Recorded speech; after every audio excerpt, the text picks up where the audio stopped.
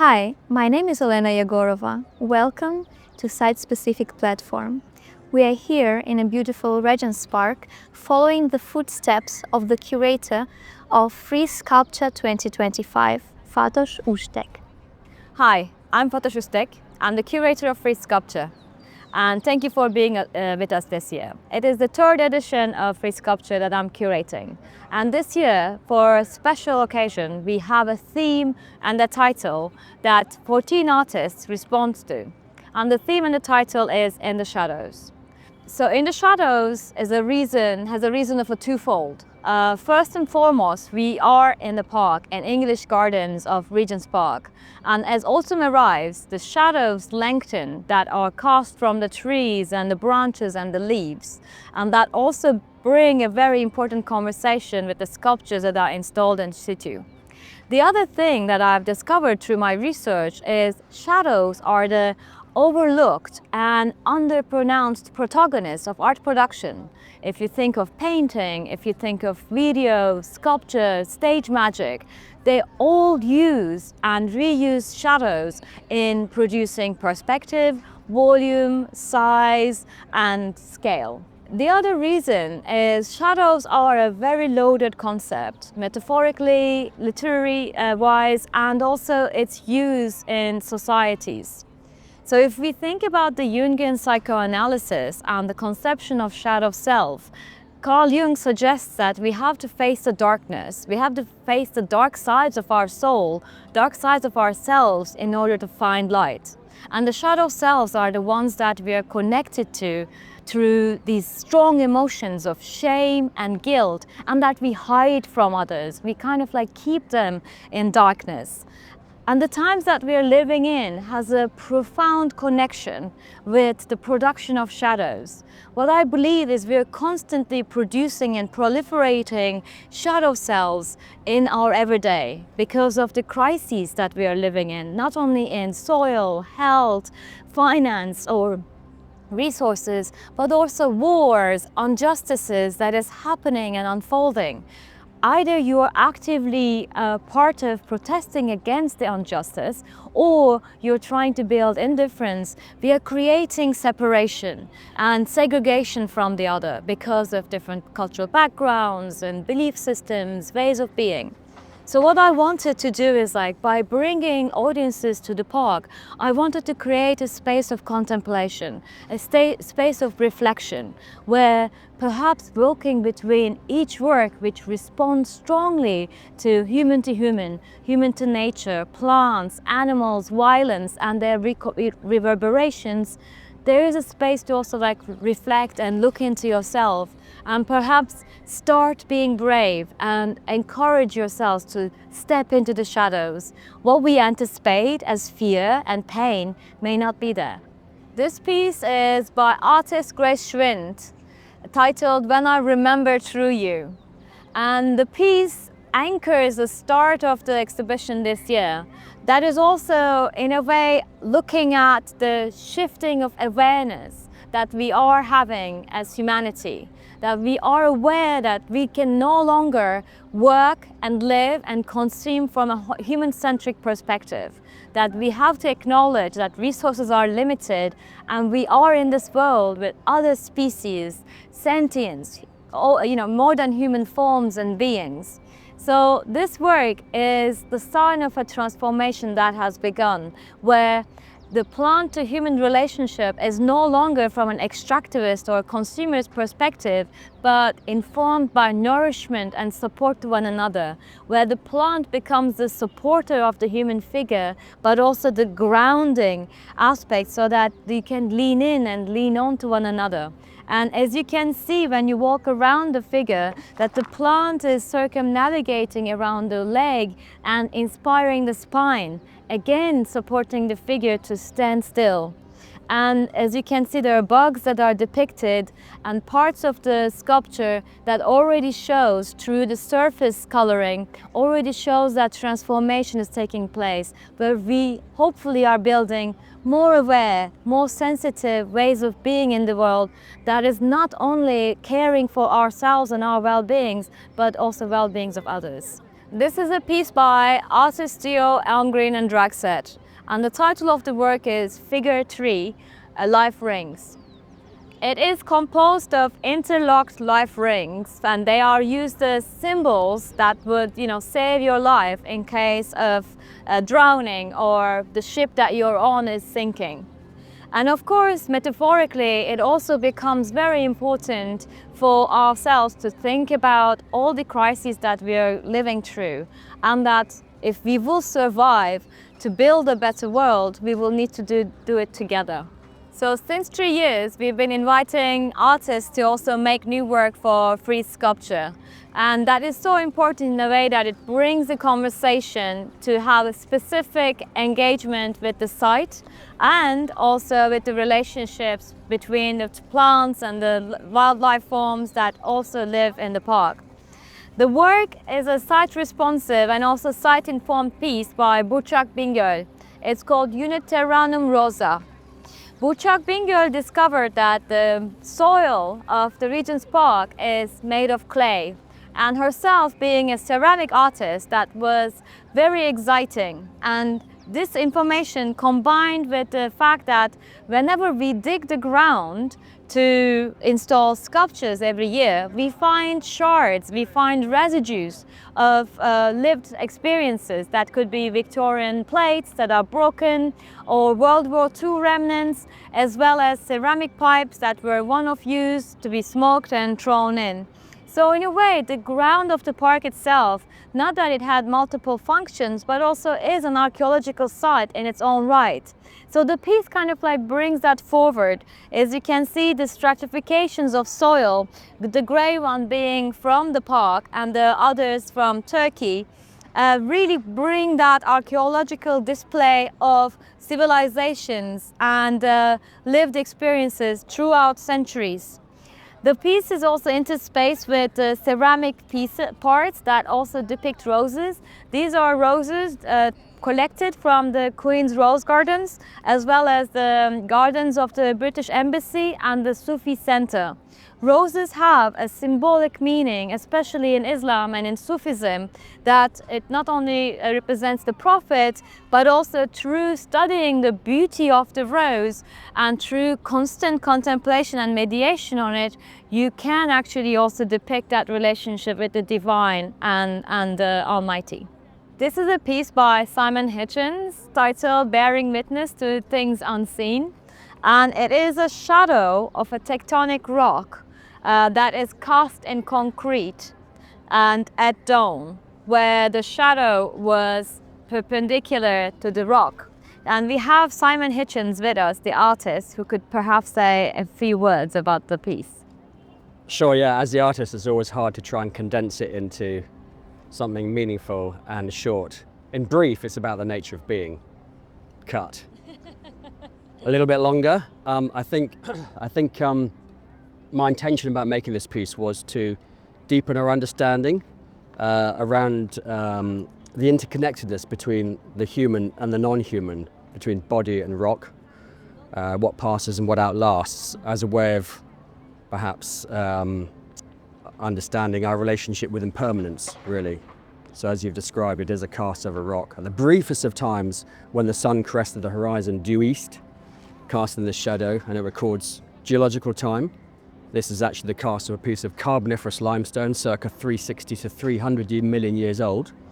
It also records the celestial time, not just because of the dawn shadow, but its orientation due east. The sun rises in the northeast in the summer, the southeast in the west, at least where we are, in it's 51 degrees latitude north.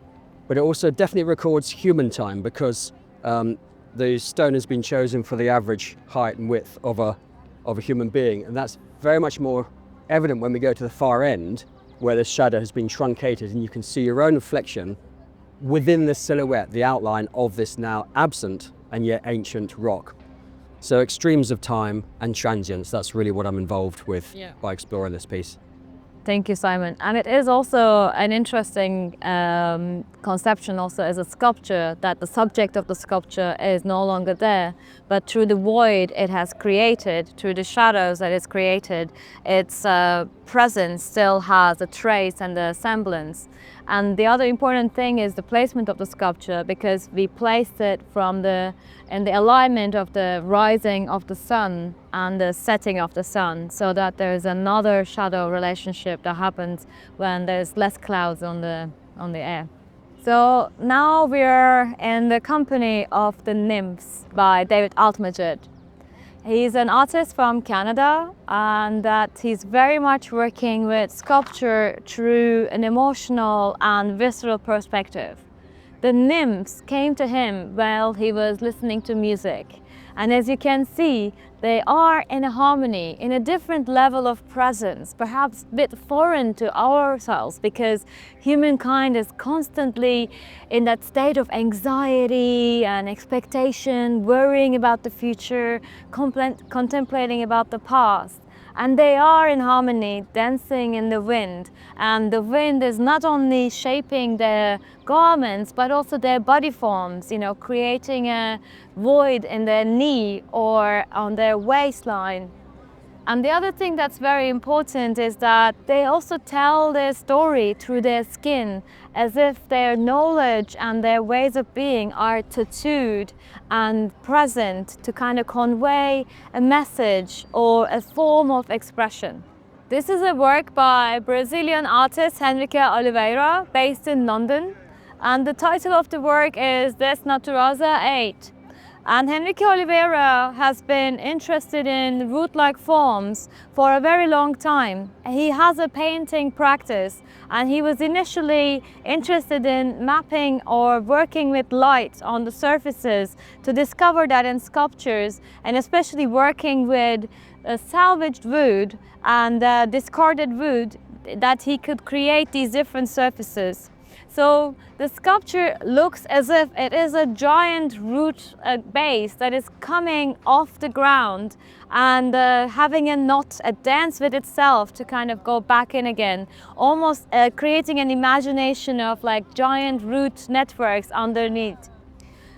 What Henrique is interested in is a transformation, because all these salvaged wood were once used as tools, as furniture, as doors, as cupboards, as plates to ship other artworks. And now they're put together layer upon layer to kind of like almost go back into their inherent story, inherent memory of once being a tree. And I wanted to locate this work very close to the natural decaying logs that are also left in the park, used as like seats for the guards and also a playground. So this is a piece by a pioneering Native American artist, Joan Smith. She sadly passed away earlier this year. And this is a work from her canoe series. And the canoes have a symbolism of a twofold, that they are a vessel that transports you from the realm of the physical to the realm of the spiritual, but also from the land of the colonized to the land of the colonizer. The title of this work is called King of the Mountain, and depicts the last born white bison in her native trenches in Montana in 1930s. And that white bison was named as the big medicine, and that was very important for the native community, not only through sustenance, but also as a spiritual guide, as a spiritual leader. The US government issued legal freedom for people to kill buffaloes and bisons at their will. From the moment that US government legalized the killings of buffaloes, that started a huge impact on the native communities, not only their lives, but their livelihoods, and that their dependence on the government and on the exterior resources. They could no longer sustain themselves in their own means. And it is a very important piece to show in the UK that also makes a reference to the human-to-human violence that also has impact on human-to-animal and human-to-community and cultural violence as well. This is a piece by Andy Holden, and he's been working with birds for a very long time, since his Archangel commission, where he collaborated with his father, who is a famous ornithologist who's been writing books about birds in Britain. And Andy wanted to reflect on the theme through looking at the birds and bird roots related to the English gardens. What we see on the back, on behind, is three telegraph poles, which has bronze sculptures inserted on top. And those bronze sculptures are informed by the sound bites of each bird. This one on my left is a cuckoo. As you can see, it's a very simple sound, cuckoo. This was a bird that also passes through the English gardens, and it is vanishing at 63%. Form behind at the back is the sound bite of a nightingale. As you can see, it is much more profound and varied. That nightingales are the only birds that actually sing when the night comes, and that they are very important in English literature and also English identity. If you think of the Romantic poets, such as Keats making a poem about the nightingale, saying "Ode to a Nightingale," thinking that it was a perennial bird that would live before him and would live after him. However, nightingales have been vanishing 94%. You could think that they were also like taking these grounds as their homes in the late 19th century, like 1890s, early 20th century. However, they are in huge decline. And the other one is of a crow that you can still spot in the park, that has a very sharp tone. And the crows will be there because crows are still resilient. And one thing that was very important for Andy was, when we talk about climate emergency, we talk about extinction. But vanishing is actually an alarming one, because we ease to the lessening of lives. And that a century ago, this park would be much more loud with more bird songs, and that we are normalizing it as they subtly vanish. This is a piece by Abdullah Nafisi titled Neighbors, and it is composed of salvaged steel. So he has collected the horns from a football stadium in Wales and many other materials.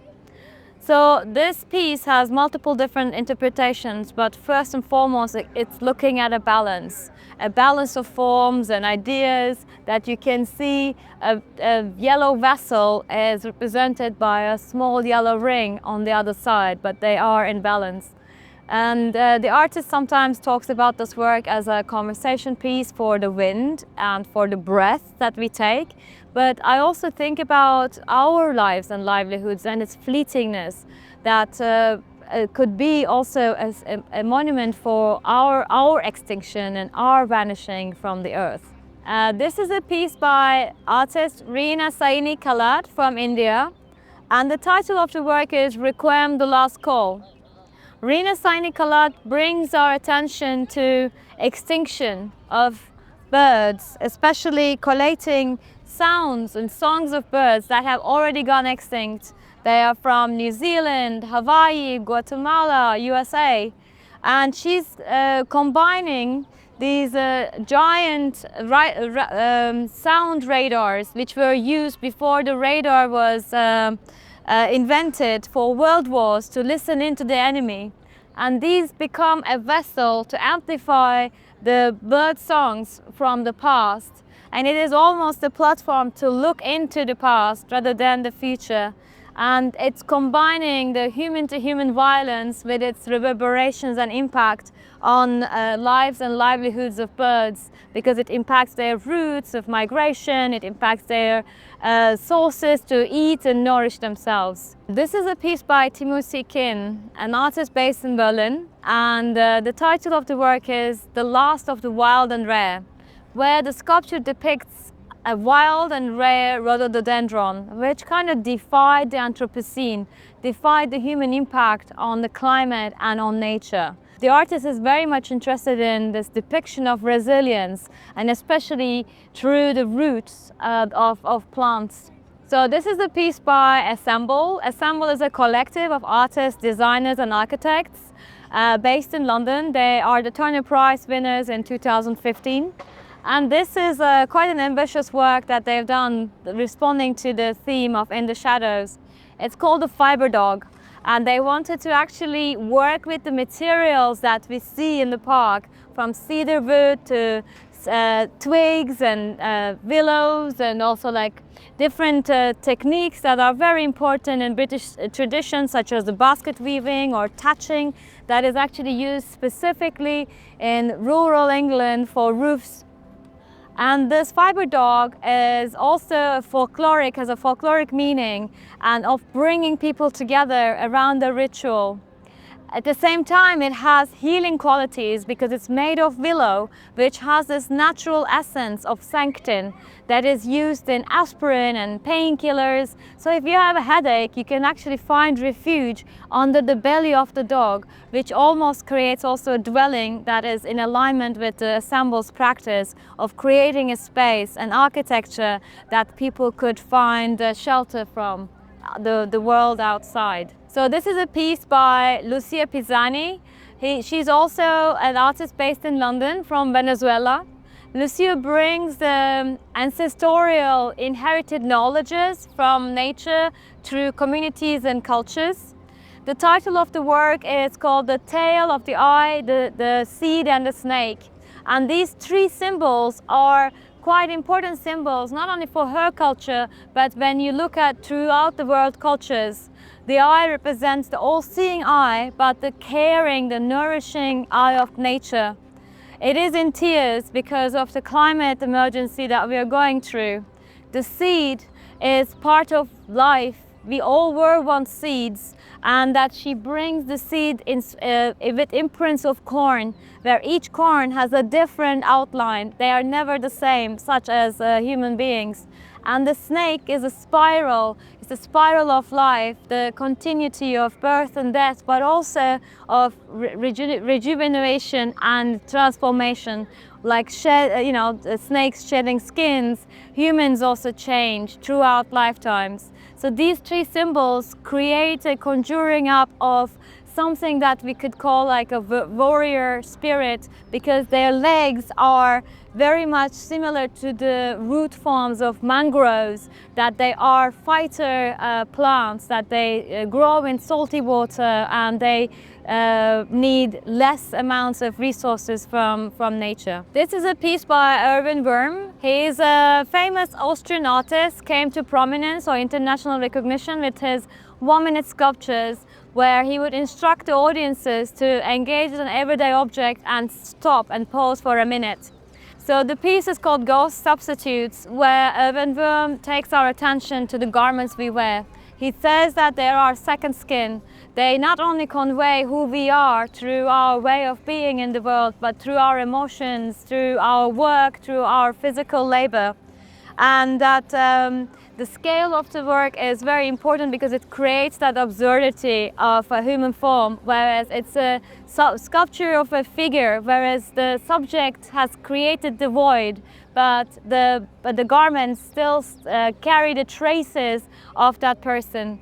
And you can have multiple different readings of this work, but one is of post-Anthropocene, perhaps when the humankind is no longer on Earth, our garments will be residing and still perhaps emanating who we have been and what we have done. Dear Fatoş, thank you so much for a wonderful walkthrough, for such a meaningful tour that you were so kind to present to our audience. And thank you all so much for staying with us. Thank you very much for your interest, engagement, and genuine attention. It's a pleasure to meet you. Thank you, likewise. Thank you.